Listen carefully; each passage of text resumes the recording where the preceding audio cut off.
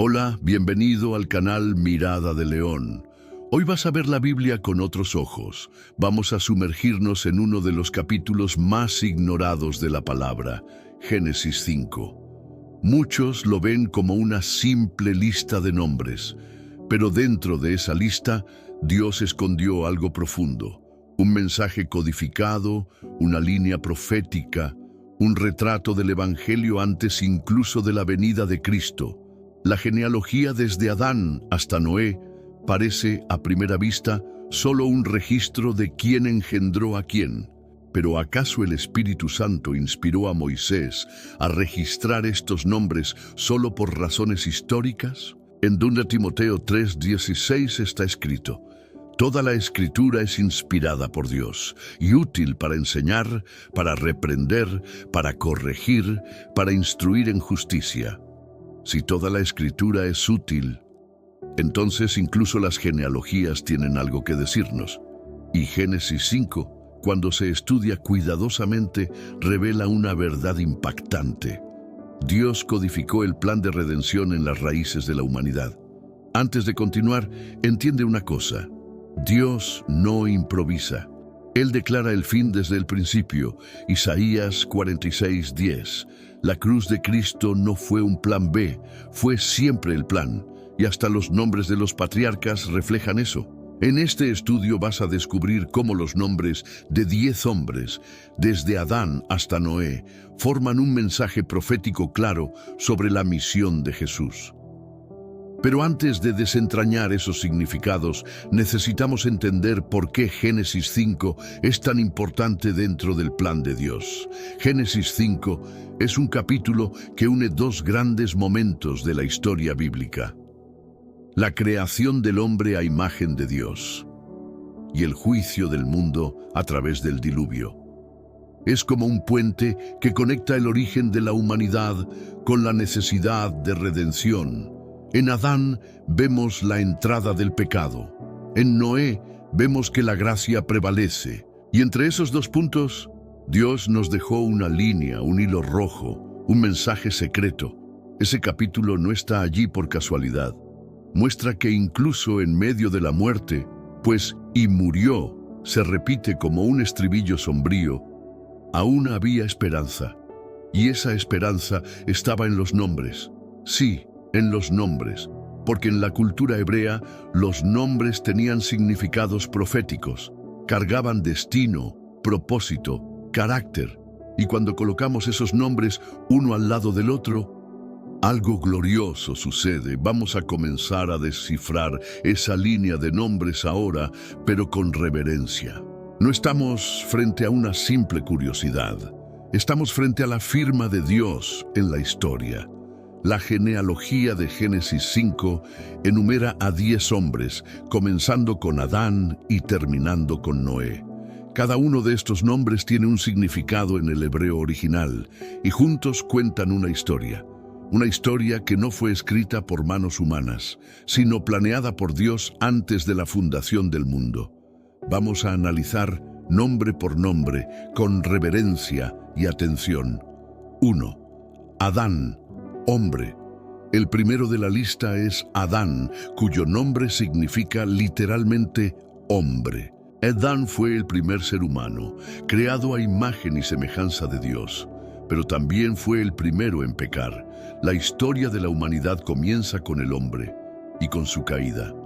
Romanos 5:12 dice: por tanto, como el pecado entró en el mundo por un solo hombre, y por el pecado la muerte, Adán nos representa a todos, nuestra naturaleza, nuestra necesidad de redención.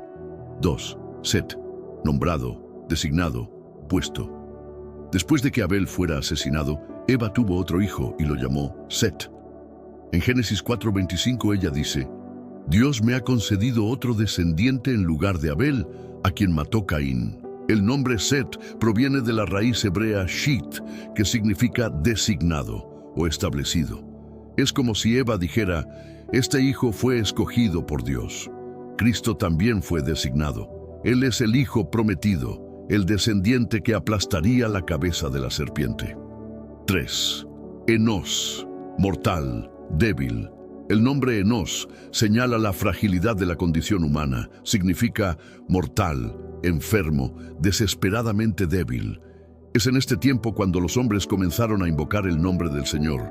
Génesis 4:26.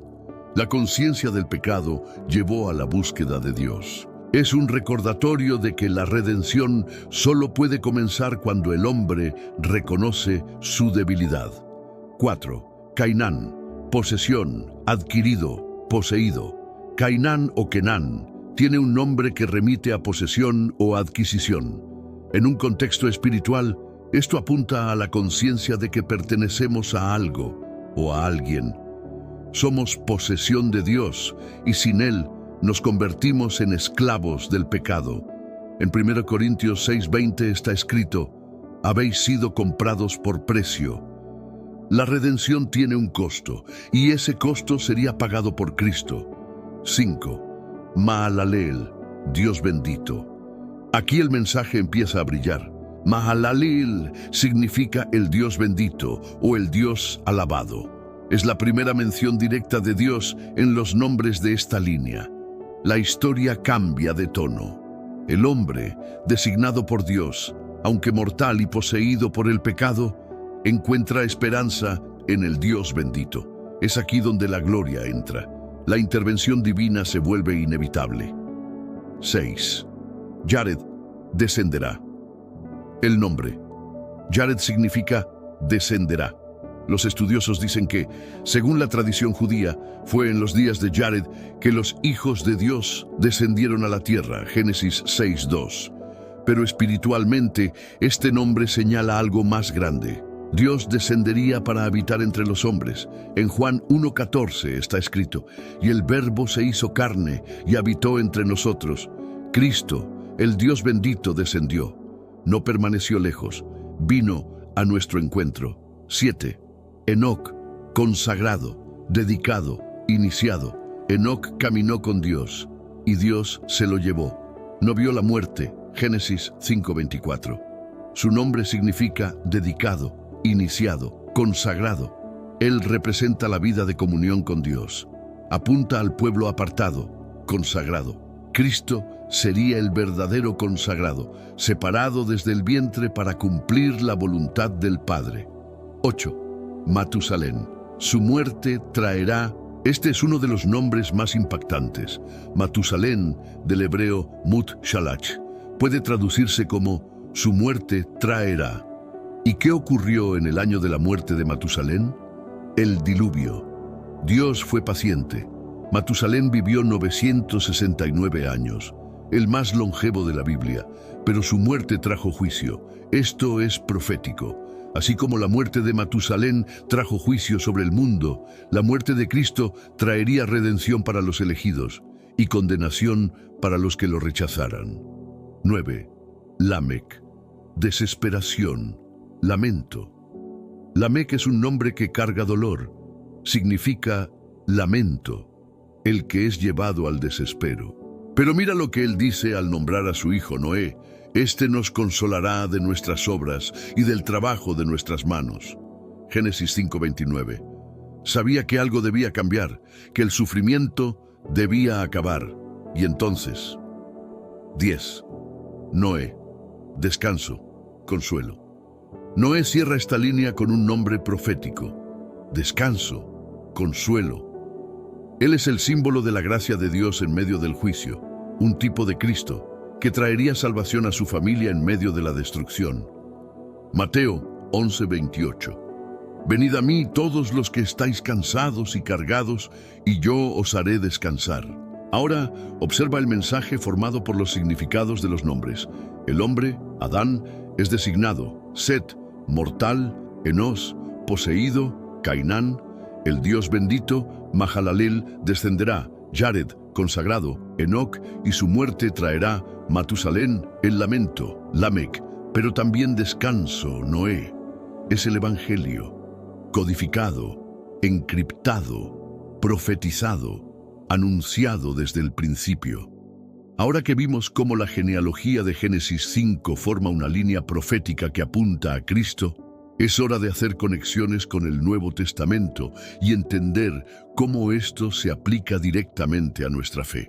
Porque la palabra de Dios no fue escrita solo para informar, fue escrita para transformar. De Adán a Cristo, el contraste de dos hombres en el Nuevo Testamento, Pablo compara directamente a Adán y a Jesús. En Romanos 5:17 escribe: Si por la transgresión de uno solo reinó la muerte, mucho más reinarán en vida por uno solo, Jesucristo, los que reciben la abundancia de la gracia y del don de la justicia. Adán representa la caída. Cristo representa la redención. Adán introdujo la muerte. Cristo trajo vida. Y lo que nos muestra la genealogía es que desde el principio Dios ya había trazado un camino de regreso. No fuimos abandonados al caos. Desde Adán, Dios estaba señalando hacia Jesús, el segundo Adán, que vendría para restaurar todas las cosas. Jesús en el Antiguo Testamento, un plan perfecto. Lucas 24:27 dice que Jesús, después de resucitar, explicó a los discípulos todo lo que de él estaba escrito en las Escrituras, comenzando por Moisés. Es decir, desde el libro de Génesis. Él estaba diciendo: ¿creen que aparecí recién ahora? No, siempre estuve allí. En cada símbolo, en cada profecía, en cada nombre. Y cuando miramos Génesis 5 entendemos, Jesús está allí, codificado en los nombres, revelado a los ojos atentos. Una línea que no se rompe. Otro detalle poderoso, esta genealogía es continua. Cada nombre está conectado con otro. Ninguno fue olvidado. Y esto revela una verdad profunda. Dios es fiel a su pacto. Incluso cuando los hombres se apartaban, Él preservaba la línea que culminaría en Cristo. Esto se repite a lo largo de todo el Antiguo Testamento. Aún en medio de la idolatría, Dios preserva un remanente. Aún en el exilio, la línea mesiánica permanece intacta. Aún en los 400 años de silencio entre Malaquías y Mateo, Dios seguía escribiendo su historia. Mateo 1 comienza con otra genealogía, la de Jesús. ¿Y adivinen quién aparece? ¿Adán? No, pero sí Abraham, David. Y Noé está implícito en toda la estructura. Dios no perdió el control en ningún momento. Aplicación para nuestras vidas. Tal vez te estés preguntando, ¿qué tiene que ver todo esto conmigo hoy? Tiene todo que ver. Si Dios fue capaz de esconder el Evangelio en una secuencia de nombres, si trazó con precisión el camino de la salvación antes incluso de que el pecado dominara el mundo, eso significa que también tiene un plan para ti. Nada en tu historia es casualidad. Dios está en control, incluso cuando todo parece perdido.